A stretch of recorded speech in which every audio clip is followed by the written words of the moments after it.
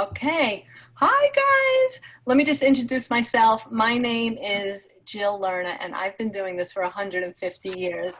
And I am so excited. Seriously, all day I was like, is it 8 o'clock yet?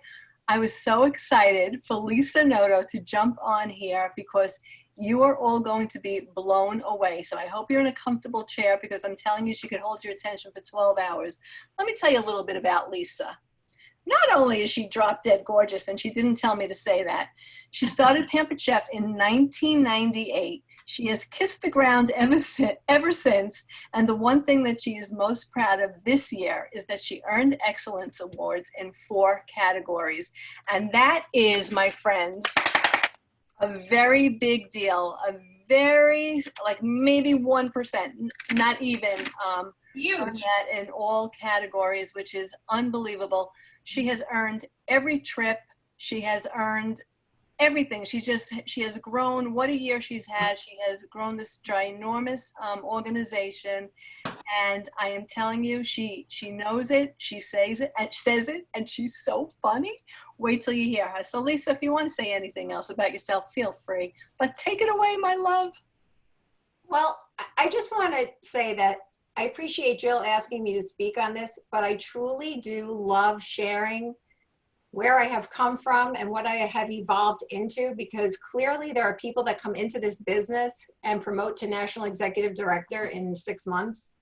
And then there's people that have to seek psychiatric care to get over themselves and not feel pushy and take prescription medication. And I'm that girl. I'm not the one that just stepped into this business and knew exactly what to do, even though I've had 2 of the greatest mentors in this business, Sharon Zellen and Jill Lerner, the entire time. They've been in my back pocket the entire time.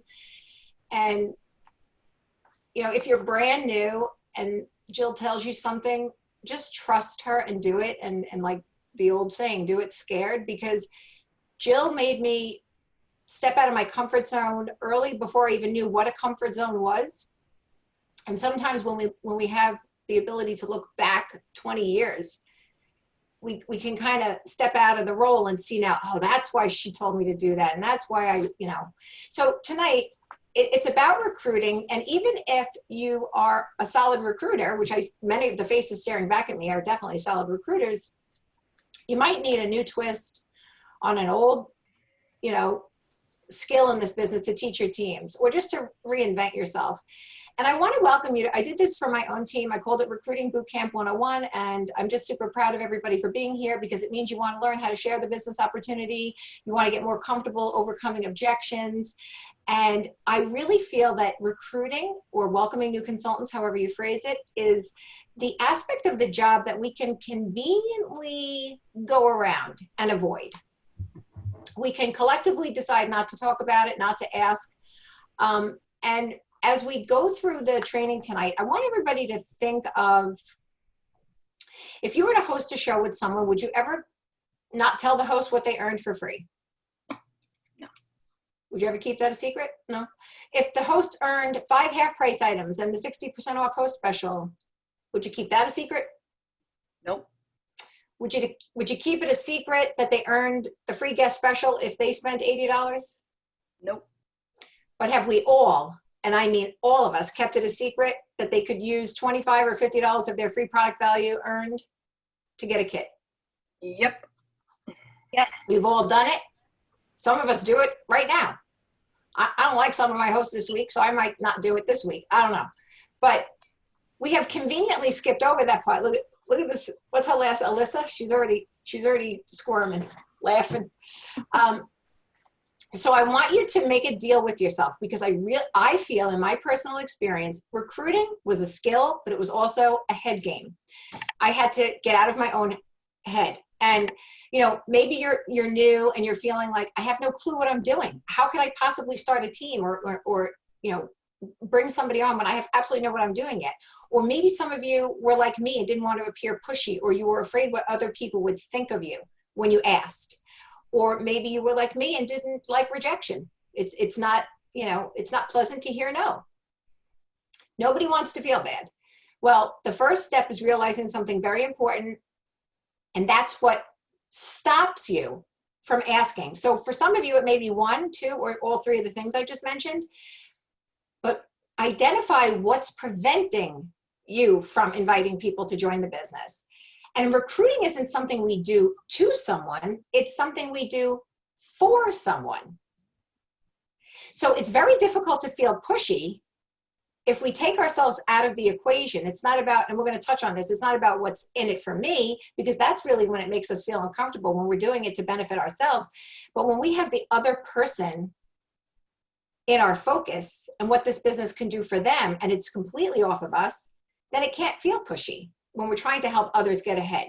So when I wake up every day, I'm like, who can I help earn free products? Who can I help find something that's going to, enhance their life, whether it's financially or otherwise? So if we say to ourselves, oh, I just need 2 people to promote to director, or I just need 5 more people to earn the trip. When we do it like that, something in our head makes us feel like, oh, it's starting to feel like all about me. So I'm not going to press it. But if I said to myself, I'm going to find 5 people this month to turn their lives around, I'm going to find 5 people this month that have kitchens that need new products, and I'm not going to stop until my mission is accomplished. Again, it makes me flip it around and not have myself right in the center of what I'm trying to do. And I want you really quick in the chat, before we dive in, if this business has positively impacted you or your family or both in just the teeniest, tiniest of ways or the biggest of ways, just type in the chat how it's affected you to the point where you cannot imagine life without it now. Just type it in the chat. And Jill, I can't see it, so you'll have to just tell me what they're typing. And it doesn't matter how, I don't care if it's impacted you so that you could pay $90 more a month toward your visa bill that's looming over you. That's a big deal. If it's making an impact, it's a big deal. So just type something about how positively this business has impacted you so far and that you can't live without it. So we see paid my mortgage, paycheck, car payments, being home with my family, paying bills, getting out of debt, made amazing friends, extra credit card bills, helping my son, it's going fast, pay for college, paid off multiple credit card bills. I've been paying off my car payment, getting out of debt, money, staying home, new car, retirement account. Okay, I can't read it. All right. So I take it that wasn't one person typing all that. Well, that was a lot of people. So when we look around, right, and we look at all that Jill just read off, and we think about all the ways that the business has impacted everybody on this call, not to mention everybody throughout the company, what if we were never asked? I don't know about the rest of you if you have professional careers, but I would not have been afforded the opportunity to earn the money I'm earning doing anything else. So for those of us who say income, we need to think about all the people that lay awake at night wondering how they're going to pay their mortgage, how they're going to send their child off to college, how they're going to afford, when my son was little, he wanted to go away to baseball camp. And that kid couldn't even catch a cold, much less a ball. And I'm like, I'm not spending money on no big. But I didn't say that to him.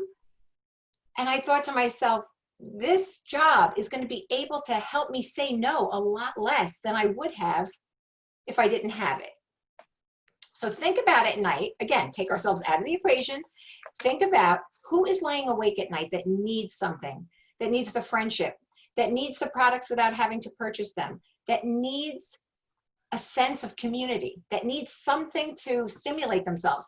I just turned 55 in May. What, you look 55? And both my kids are out. Well, my second one's getting out very soon. And I told her, I'm gonna miss you. But, when you're if you're raising little ones right now, when you become an empty nester, it sounds like when your kids are like 6 and 7 and tugging on you, it sounds delicious that they'll grow up and leave. And it's bittersweet. But we do need something to keep our minds busy, or else we're going to be at their houses a lot, and we don't want to do that. So I've started for one reason and stayed for many, many, many others. So anyway, think about, go back to the income.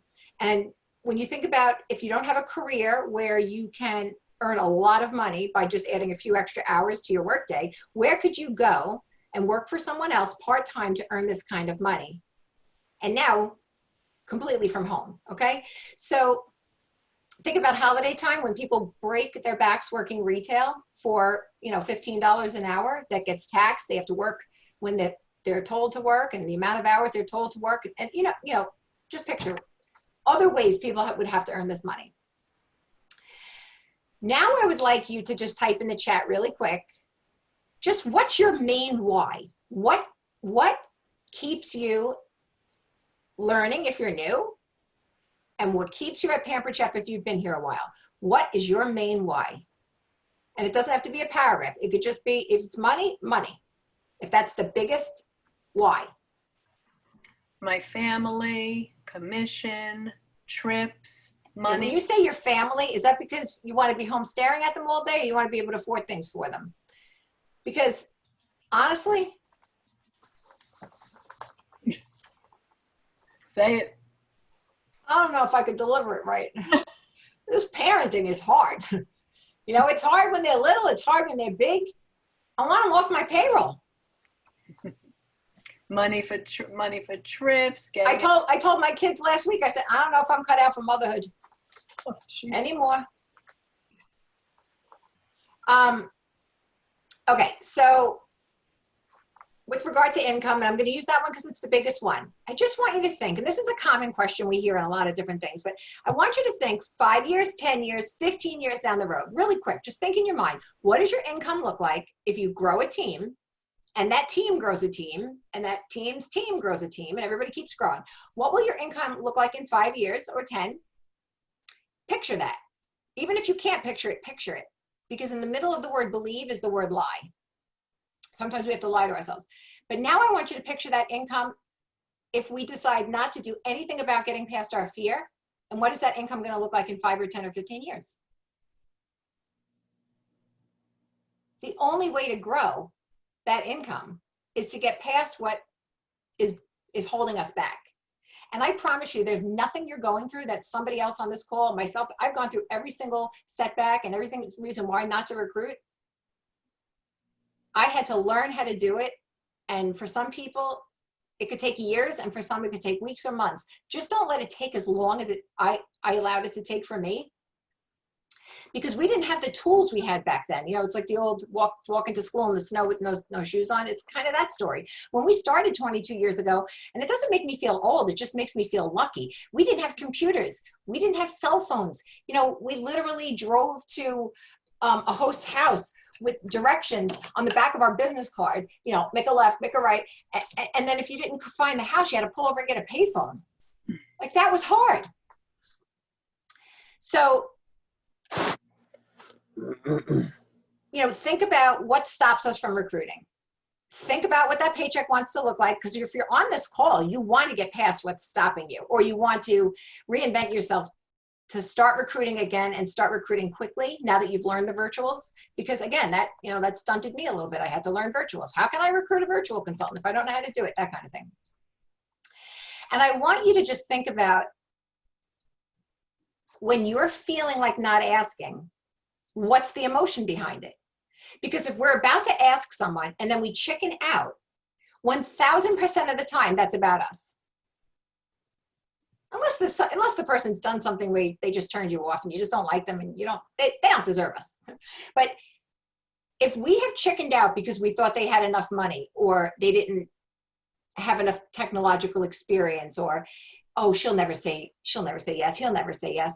If we have chickened out of asking someone, just think about for a second why we chickened out. And I bet you it's because we didn't want to feel a certain way. And I make a joke with my team. If Pampered Chef gave us $1 or gave us $5 for every single person we invited to host a show or invited to join our company, just make a list every day. We'll give you $5 a name, regardless of their response. How many people would we ask every day? 1 million. Realistically, how many people would we copy and paste that mundane message and add some smiley faces to if we were getting $1 a name or $5 a name, regardless of the outcome? We know we would send those messages by the dozens. Well, that's the head game I used to play with myself. I would pretend I was getting paid $1, when it was booking reach outs. I'm going to pay myself $1 for every booking reach out I do, because I know when I have 50 reach outs, I'm going to have at least 3 bookings. And when I earn $200 at each show, you know, I just played that game with myself. It just made me do it. So going back to what I was saying earlier, I was the director to be back in the day that said, oh, Sharon, Jill, I only need 2 more people to promote to director. I only need 2 more recruits to earn excellence. And if you remember our good friend, Mary Chiarella, she was the one that sat me down and said, why don't you take yourself out of that equation? Worry about yourself another day.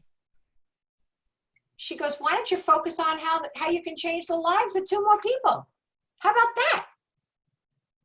Don't make it about you, make it about them. And that's the emotional end of my connection. That's when it happened back then. We take ourselves out of the equation, because if we're not in that picture, we can't feel guilty or bad. We're going to help others get ahead. And that has nothing to do with us.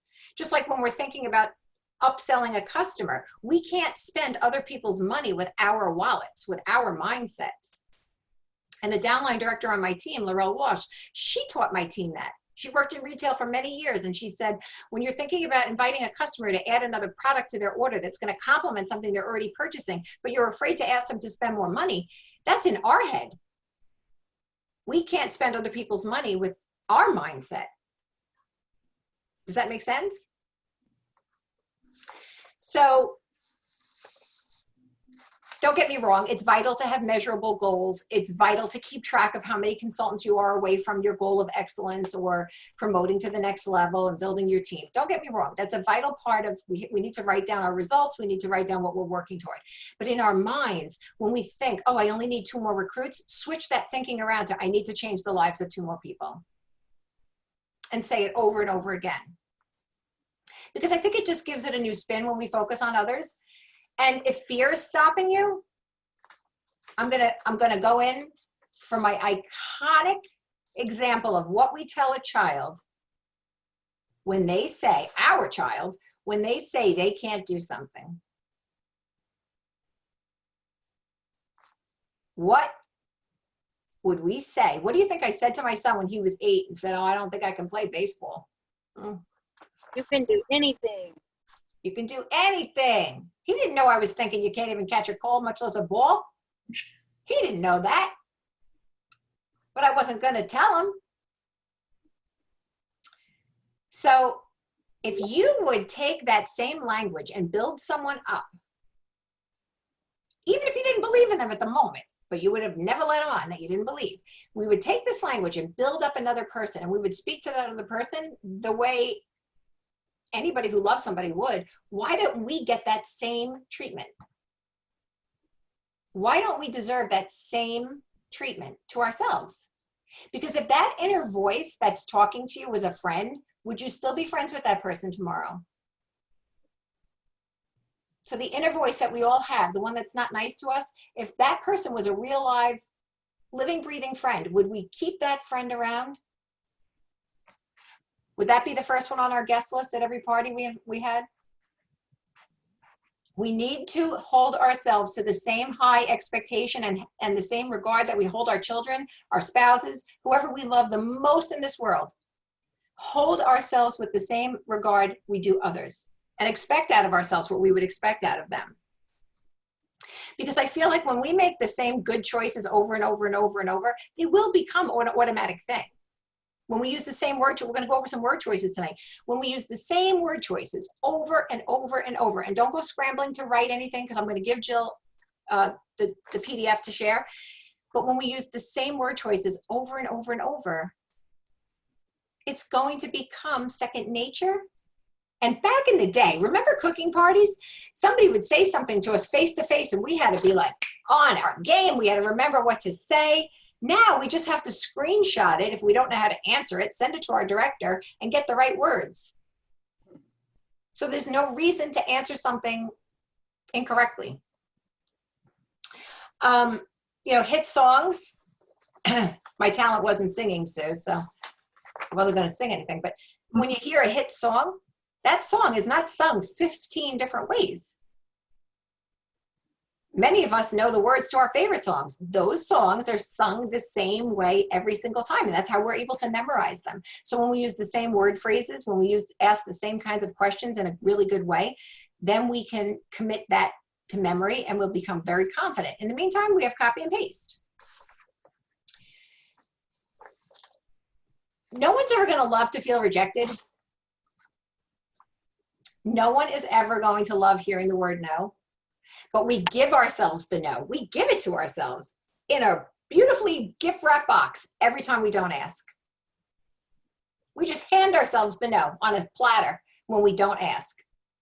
And I want everybody who typed something in the chat for the last 2 questions to think, what if the person that invited me to this business the day I was invited decided to chicken out? I know it's a simple, basic little look back, but what if that person chickened out? You know, we've heard Doris say it. What if she turned the car around?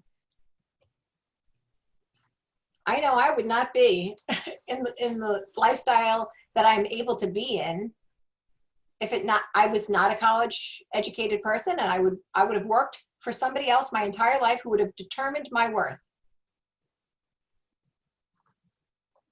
Okay, so I learned a long time ago that if we want to ask a question, but we're afraid, state the fear up front to the person. For instance, let's just say it's somebody you know and you're a brand new consultant and you're just like, I've been dying to ask you a question, but you just don't know how to get it out. So you could say something like, you know, Laura, I have been dying to ask you something, but I didn't want you to think I was being pushy. I learned this in a training by an outside company years ago when we used to actually pick up the phone and make a phone call. It'd be like, I was so afraid to call you tonight because I was fearful I was going to be interrupting your dinner time. Or I was so afraid to reach out to you tonight because I was scared you'd think I was going to try and sell you something else. And what happens to the person we're saying this to, it immediately has the ability to let their guard down. Like they can relax and they'll feel sorry for us because we're stating the fear up front. We're not just going into our spiel. So I would say, Sue, I went to call you 3 times this week, and all 3 times I chickened out because I did not want you to think like I was calling to get more of your money. But I just wanted to be sure you got your order and that the things that you purchased are, you know, working out.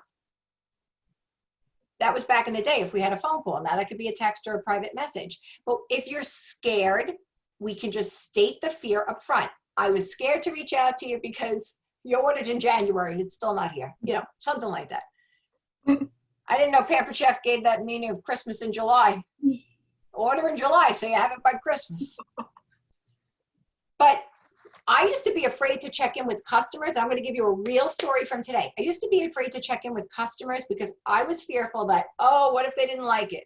What if it arrived broken? I don't want to hear any, I woke up nice today. Don't bring me down. I don't want any negativity. And then I thought to myself, Lisa, you take that apron you're wearing, swing it around back, and you make it a cape, and you save the damn day. If that person has a broken stone, has a missing product, maybe they purchased it and it was just not what they thought it would be. It's not, you know, when we go back to cooking shows, and we will, someone's going to show up with a broken food chopper under their chair, and I don't want it to be from any of us. So if we're fearful that we're going to get a negative reaction on the other end, that's all the more reason why, because customer care should not be customer, I don't care. And today, I kid you not, I don't do it with every customer. I do not do it with every customer, but I do it every now and again just to keep myself in the game and to be able to say to myself, I'm doing the right thing. I'm not taking the money and running. So I kid you not, I went back to my April parties because I figured it was safe to go back in the water and ask if they got everything. And someone messaged me back, I kid you not, I didn't get my order. Got on the keyboard. I got after my national executive director, my superstar Sharon. I'm like, get on the bat phone. Mama needs an answer. Because guess what, guys? Our national executive directors, they do have a way to help us when we can't help ourselves. So in a dire situation, in a real emergency, and the answer needs to happen the same day, reach out to someone who can help Don't suffer online, like during COVID for 4.5 hours on a chat. If you need the answer, like if the person's like literally livid and you need the answer today, message your national and ask for help. And Sharon, I know that woman will have a set of cookware, a BMW, and a condo by the end of the day. Because she ordered in April, the company did ship it, and FedEx just said, whoopee, let's go, just chuck it in the ocean. And it's missing. But I said to that customer, I'm on this, and I'm going to stay on this until it's resolved, and I'm going to request that an apology gift be included. And just so you know, I'm not saying it works every single time, but when I call up with a problem that is clearly the negligence of Federal Express or the negligence of the company by accident, I say, I respectfully request an apology gift be included in this. Because we totally dropped the ball on this one. And I know Pampered Chef wants to continue shining in their eyes, and that will really do it. So when the customer knows, I'm going to stay with you until this is resolved, that builds a relationship. And it's not about recruiting every single person. It's not about booking every single person. It's about building a relationship and building a reputation that if that person never signed, never hosted, you'd be the first person they'd refer. Okay, so let's say we're going to say something to a friend, and we're kind of scared. And you might be, you might be new, but not like brand new. Maybe you're in a couple of months, 6 months, a year. You want to reach out to a friend and say, hey, remember when I told you I started my own Pampered Chef virtual business? Well, call me crazy, but I was just thinking about how much fun we would have working together and how good you would be at doing this. It would be so fun to work with you. And I still don't know what I'm doing, but my friend Jill, who got me started, will help us learn together. And I don't mean like go bother Jill. You know what I'm saying? Like get somebody else. No, I'm kidding. But I want to give you a different twist when you have the ability to have a happy, peppy, upbeat little way about your voice. Take out your phone and go into Messenger and go like you're going to send a private message, and you can send a voice message. And you want to practice this out loud a couple of times just so you know it sounds right, and record yourself and then listen to it and make sure it sounds natural. But you can have a script in front of you to keep yourself on track and just be like, Sue, remember when I told you back in November I started my own Pampered Chef virtual business? Well, I have been dying to ask you this, but I was so nervous that you would think I'd be, I didn't want to appear pushy, but I cannot stop thinking about how fabulous you would be at this. What are your thoughts about learning more? I don't ask, would you ever consider it? I don't ask questions that result in a yes or a no. I ask, what are your thoughts on? And the other thing is, if this hasn't gotten around to everybody in the world since I do this, because I'm so annoying about it, I put smiley faces in every message I send, unless it's a condolence. Because text can be easily misconstrued by the receiver's mood, whether they're wearing their glasses. If you're in a solid mood, you woke up today, you're 10 pounds lighter, you're $1,000 richer, you got 7 bookings, your kids are well behaved, the universe is completely aligned for you today. And you get a text that may or may not be, could be taken either way. You're going to look at you're going to be like, oh, she don't mean it like that. But there's a different day you could read that same text where maybe the scale wasn't so nice. Maybe the check wasn't as high. Maybe the kids were being silly and aggravating us. And then you're going to look at that text and be like, what, is she kidding me? Who the hell she thinks she is? We know we read the written word in a different way dependent on our mind frame. So when we include a smiley face emoji in a question, in a statement, in a reply to someone, that cannot be misconstrued. A smile, not the one that's like, not that one. Just the smiley one. The emojis vary slightly, but when the receiver sees the one, it looks like an annoyed look. So just stick with the smile. It's colon, parentheses, makes the smile. So when I say, Patty, what are your thoughts on listening to me babble on about how great you'd be at this? Smiley face. Sue, if you weren't so scared about trying, would you give it a shot? What are your thoughts on that? Question mark, smiley face. Now, we're going to go on to objections, but here's the easiest lead-in when asking any host at any time during the party. I'd be like, Danielle, this may be the craziest question you get today. You can be like, what is she smoking over there? What are your thoughts on starting your own virtual business? Just like what you see me doing. Smiley face. Sometimes consultants will show me screenshots of what they've sent. And I'm like, where are my pills? It was a Danielle Steele novel before it even got out of the gate. And I'm like, here's a little trick. Pretend you're in front of the person. Would all of that come out in one sentence? Oxygen masks would have dropped from the ceiling. We have to stop and engage and check for interest. That's the most important part, is to not steamroll. It's like sometimes we say everything so super fast, we want to get it all out before we chicken out or forget. We just got to check for interest. And even if we don't have the confidence at the moment, just know that we can fake it. Women can fake a lot of things. That's all I can say. So this may be the craziest question of the day, but what are your thoughts on just learning a little bit about how to start a Pampered Chef virtual business?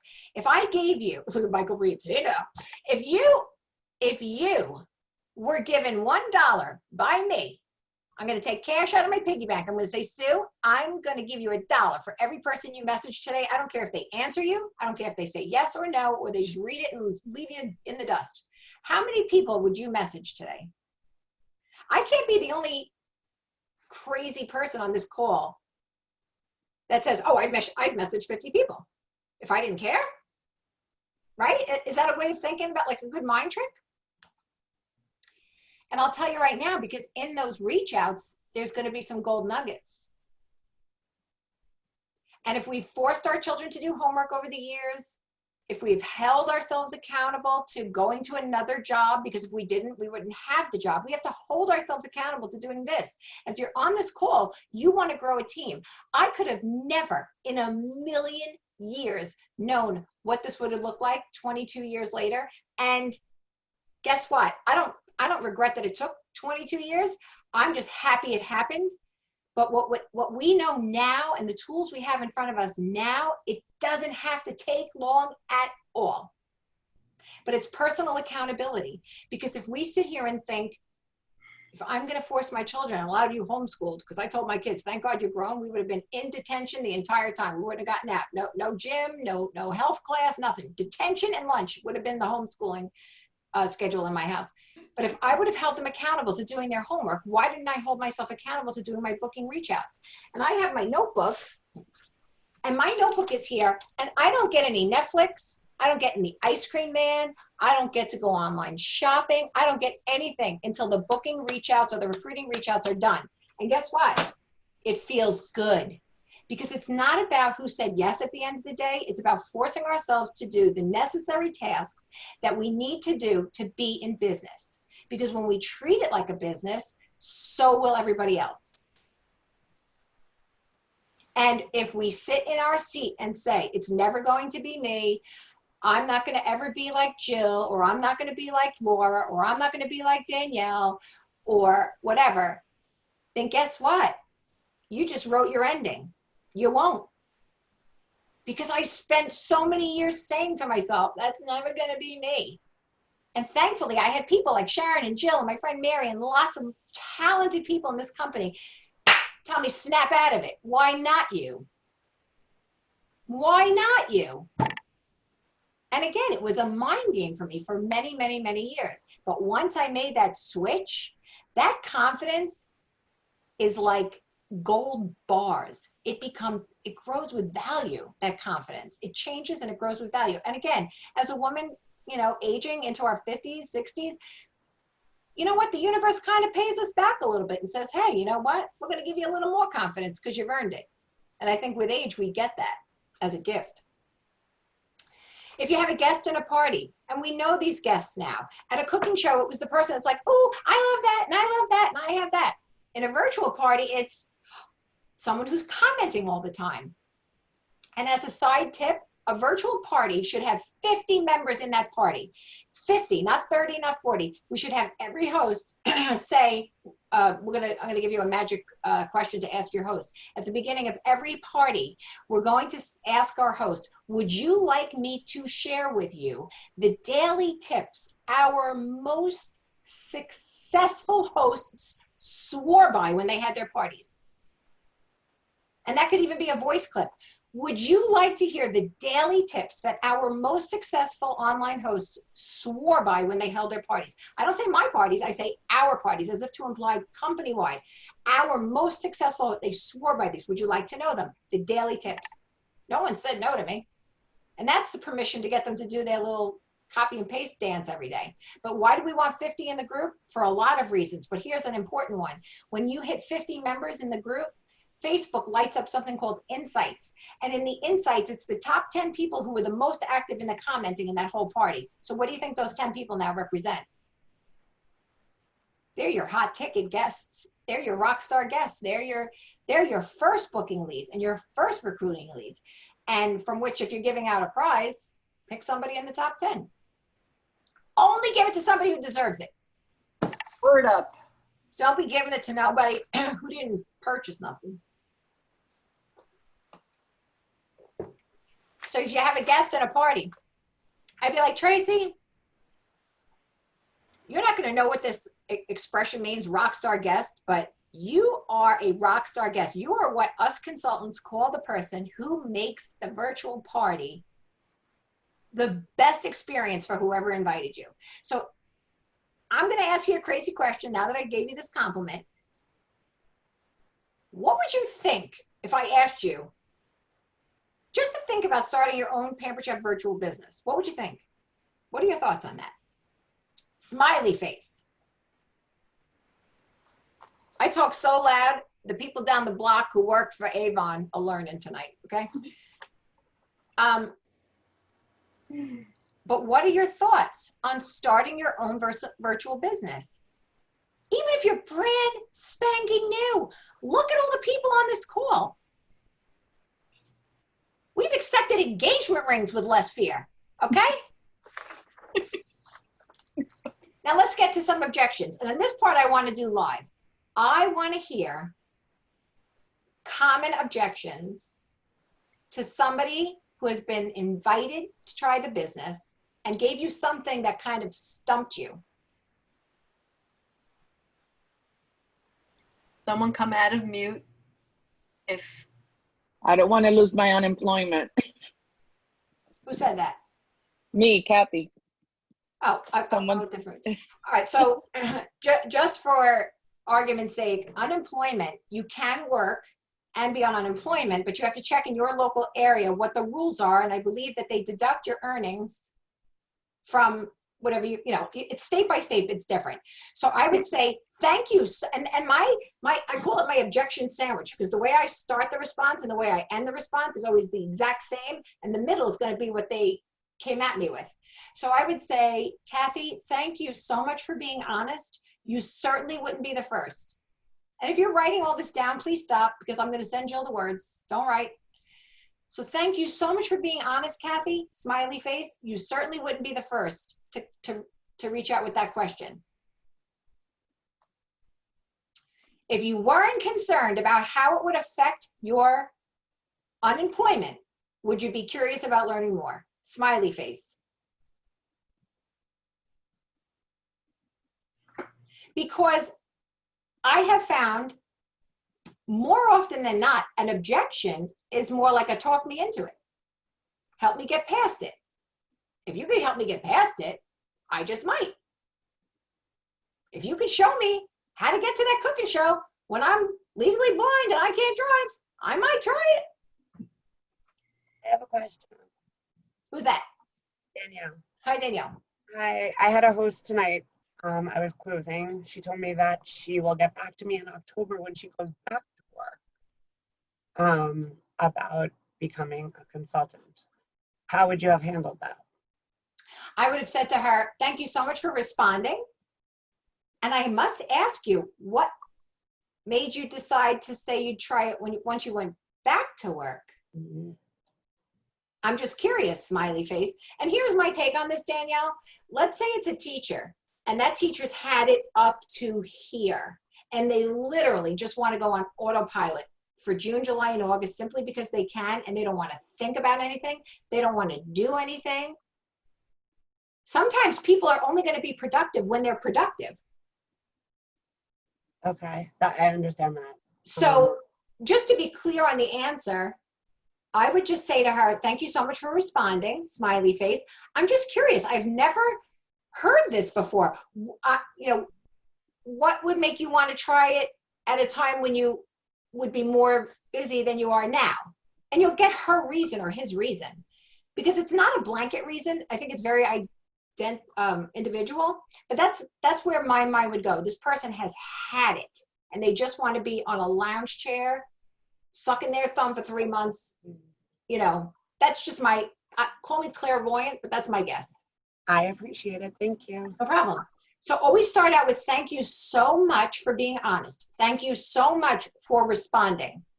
I'm just curious, if you weren't concerned about how it would affect your unemployment, would you be curious about learning more? Smiley face. Guys, I cannot say it enough.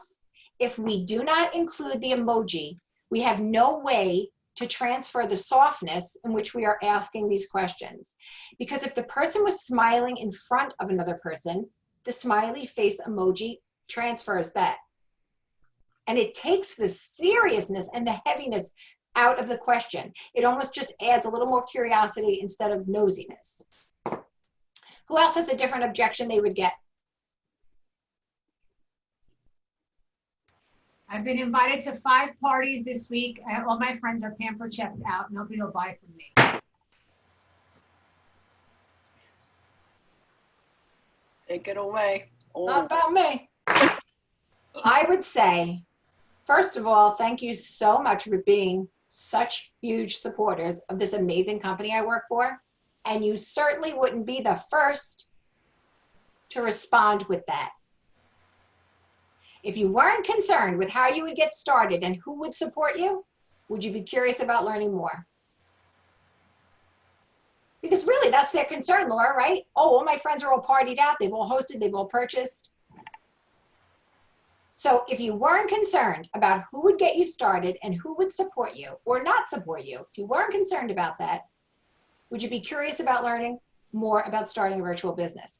And here's the magic ticket for this. You have to wait for them to respond because Facebook allows every person with a big friends list to cast a wide net far outside their close friends. And honestly, I think if you've been in this business any length of time, the business gets easier when you're past the people that you know the most. When people I know ask me to host, like if it was a cooking show, I die. I don't really, honest to God, I don't enjoy doing cooking shows for people I know very well. I mean like friends and family well, not repeat hosts. I just find it uncomfortable. I like to keep, my friends there. So that's a way of handling it. So I always start out my response with, thank you so much for being honest. You certainly wouldn't be the first. Smiley face. I'm just curious, if you weren't concerned, and in Laura's case, if you weren't concerned about how you would start or who you would get the support from, would you be curious about learning more?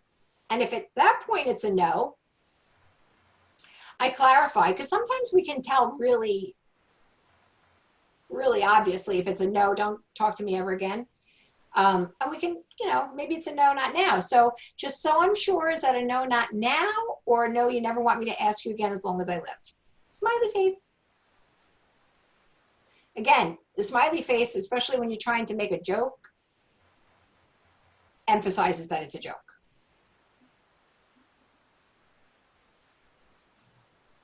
Okay, so what happens if they say, oh, I used to sell Tupperware or I used to sell Avon and it didn't work, so why would this be different? Oh, Vanessa, if you don't know me, the best answer is going to come flying out of my mouth right now. You don't even know. Are you driving? I am. I'm a truck driver. Oh boy, you better pull over because I'm going to make you wet your pants. I'm going to say to this person, thank you so much for being honest. You certainly wouldn't be the first to tell me something like that. And I used to feel that way when I got divorced. I thought, I'm just not made for marriage. Turns out I was just with the wrong person. I was with the wrong support system. So just because a direct sales experience did not work out doesn't mean it's the end of the road for you. So if you weren't concerned about this being just like the last experience, and here's a classic line, no one fails on my watch. And I don't really mean that when I say it, but it sounds like I mean it. So I go, no one who joins my team fails on my watch. And honestly, it's the truth, because if a new consultant does what they are supposed to do in the way of training and using the word choices we pass along, it's really, to really fail at this business, you really have to do the bare nothing. And when I have a new consultant sign up, I say to them immediately, you're going to be frustrated, you're going to be confused, you're going to want to just throw the towel in the minute you get like, but you're not allowed to quit this job if you're frustrated, if you're annoyed, or you're confused. You're allowed to leave this in 30 days if you say to me, I did absolutely everything in my power to make this a success, and it's just not a good fit for me. At that point, we'll remain friends, and you'll stay a host for life. But no one fails on my watch. And so back to that person I gave all those direct sales, I would say thank you so much for being honest. You certainly wouldn't be the first to tell me that the last direct sales attempt didn't work. I'm just curious, if I could show you how to have a different outcome this time, would you be curious about learning more? Because I really do believe it might not have been a good fit, or you might not have received the support you deserved. What do you think? And I use the divorce thing because I've done it several times now. So turns out marriage is for me. I was just with the wrong person. Lisa. Thank you. So funny. Hey, listen, you could do it 2 or 3 times, you could stay miserable, whatever. Who else? Anyone? You have her now? There has to be. Tonight, when we hang up this call, you have to look in the mirror and say, what stops me from asking? Write it down. What stops me from asking? It's not what stops me or what stops Danielle or Helen or Antoinette. It's what stops you personally. And for me, it was always, I don't want to be told no. I don't want to feel stupid. I don't want to look pushy. It was always about me. So if I'm not asking because it's about me, I got to take me and put her over there and ask anyway. Because if we're going to ask and it's going to be no, it can't be no 20 times in a row. But if we ask somebody on a Tuesday in June and then we don't ask for another person till Thursday in July, and we're going to go, it's like going to the gym. We go to the gym once a month and we fall off the treadmill, we're not going to get in shape. Lisa, excuse me. Someone's asking, what about if somebody says, I don't have enough money to start up? I don't have the $99. Thank you so much for being honest. You certainly wouldn't be the first to have that concern. If money was not an issue, would you be curious about learning more? Now, when somebody doesn't have the money, first of all, Jill's recording this, so I can't really say what I want to say, but what I'd like to do is say, would you like to hear what other consultants have done in your same situation? Because honestly, when I did start 22 years ago, I had to put, the kit was $100. I did not want to spend $100 of whatever pittance I had in the bank, so I put it on a credit card, and I figured I'll worry about it later. So if somebody didn't have the money, I would ask two questions. If the startup cost was not a concern, would this be something, you'd be more curious about? And then I would say, would you like to hear what other consultants in your same situation have done? And some of the ideas we've shared along the way is, do you have a birthday coming up? Do you have someone that would spend $100 on you for your birthday? Let them treat you to the kit. In the summer, you can have garage sales. To me, if I was that in need of an income, even if I signed up for the $99 kit and got $400 worth of products, you don't need to give somebody a calculator to tell them they can sell those products on the side and make 4 times their investment back if it didn't work. But here's the other question I would say, if not for Pampered Chef, would you be comfortable, just sharing with me what the alternative will be for you to earn the income you have told me you needed? Oh, I probably have to get a job at, a retail store, or, and now we're dealing with a whole nother set of circumstances where it's just not that easy to go out and go on an interview and get hired. It's just the way it is.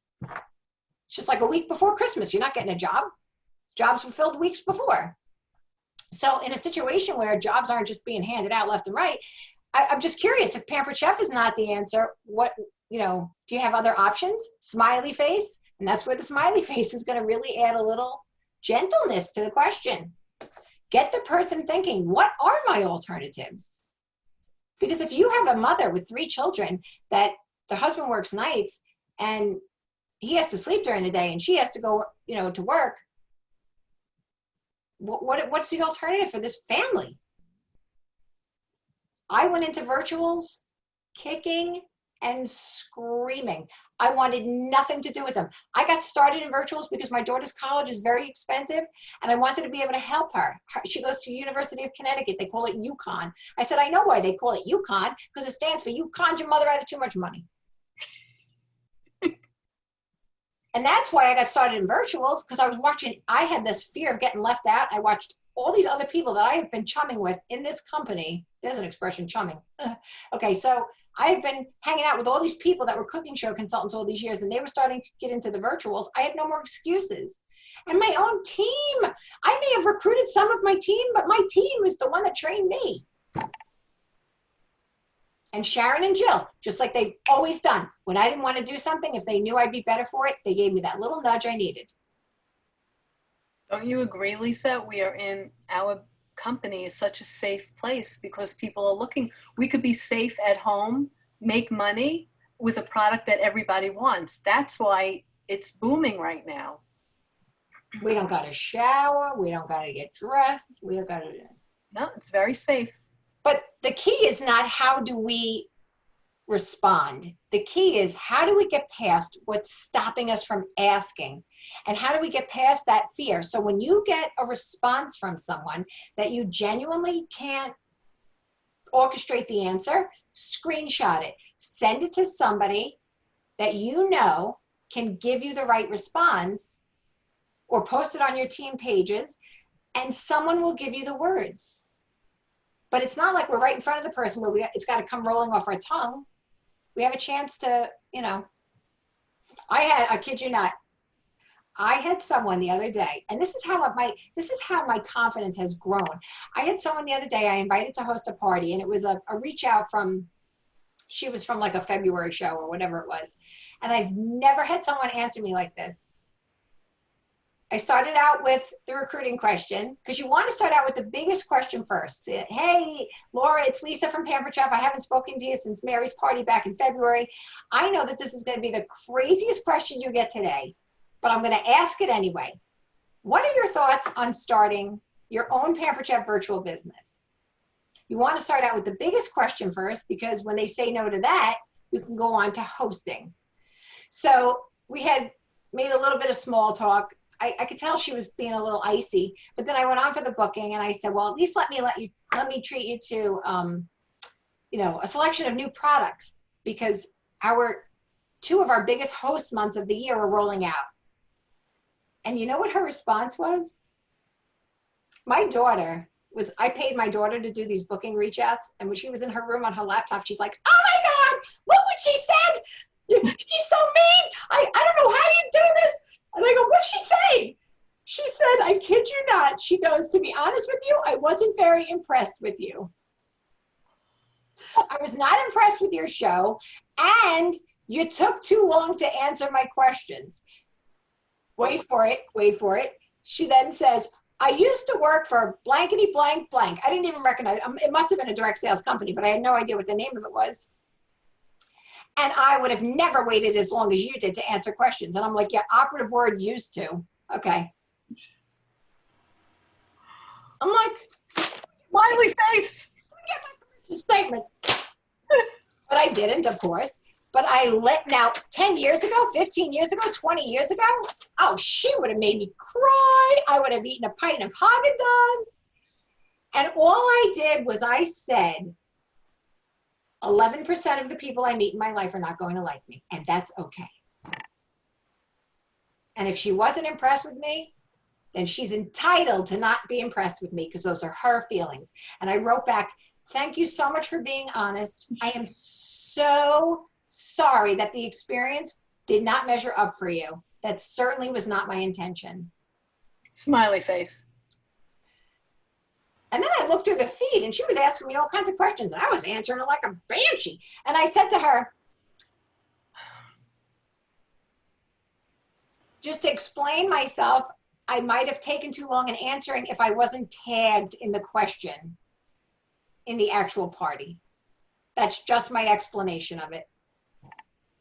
Make it a great day. Smiley face. So my daughter's like, why are you being nice to her? I said, because she deserves not to know she ruined anybody's day.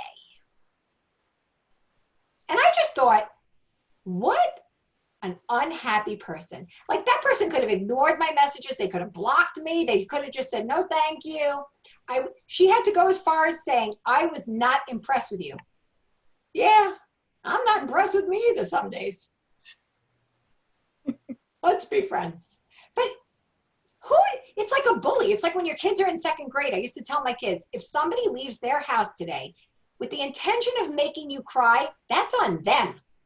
That's not on you. Not impressed with me. Break out the therapy. Here it comes. I was like, who is she? And why is my worth determined about a stranger's words? It's not. But back in the day, it would have upset me. But learn, failure and disappointment is as much of a teacher as success is. And if your own child came to you and said, this person said this to me, I want you guys to look up, it's called The Town with Ben Affleck. It's called We're Gonna Go Hurt Somebody. He comes in and he goes, we got to go do something. I can't tell you what we're going to do or who we're going to do it to, but we're going to hurt some people. And the guy goes, whose car are we taking? Got to look that up. Whenever you're mad at anybody, look at that movie clip. It'll make you laugh your behind off. All right, who else has any other objection? It's 5 minutes after. I know we started at 8:04, so I nailed it. You always. Oh, so make yourself a little sign. It's not about me. And put it where you're going to see it when you're about to chicken out. And just think, if I don't ask Conchetta, I may not change Conchetta's life. If I don't ask Kathy, Kathy's not going to have the experience of being on my fabulous team. And remember, when things are really good, like right now, things are really good, never, ever make the conscious effort to coast, because coasting has one direction, and that's, so you want to think about the car mileage on the sticker on the side of the new car. When you go looking where it says gas mileage, you get 24 miles to the gallon around town, and you get 36 on the highway. I kid you not, I never knew what that meant. And I would say, why do I burn more gas just going up to Stop and Shop when it's a half a mile away versus driving to the beach 20 minutes away? And my husband said to me, because when you stop and start a lot, it uses up a lot more energy than if you just put your foot on the gas pedal and go. Oh, that's a good analogy. Drop the mic. Could we thank Lisa? I mean, guys, let me unmute you so everyone could scream. Now, yeah, I don't know how to unmute everybody. That's the next problem. Participants, click participants. Hey! Yay! Thank you. Thank you, Thank Lisa. you. Fantastic. Great job. Thank you. Bravo, bravo. I wasn't Excellent. impressed. It's very impressive. For 12 hours, amazing. Really. Thank you so much. We got so much from you, always. Yeah. I wasn't impressed. Is so confident. I don't even know who this girl is. What did Lisa say? He said he wasn't impressed. Are you looking in the mirror? Are you looking in the mirror? Okay, I don't want a fist fight breaking out. You were Good all- report. Thanks, guys. Have a great night, and I'm Thank you, Lisa. Thank you Thank you. Thank you. Thank you so Thank you. much. Hi, thank you. Thank you, Lisa. Hey, Very wait, welcome. I'm My pleasure. recording this, so do I just click end? Stop recording. Oh, stop. Pause, stop. No, stop. What? Stop recording. It says pause/stop, and then You want to stop. Flash stop, Jill Lerner.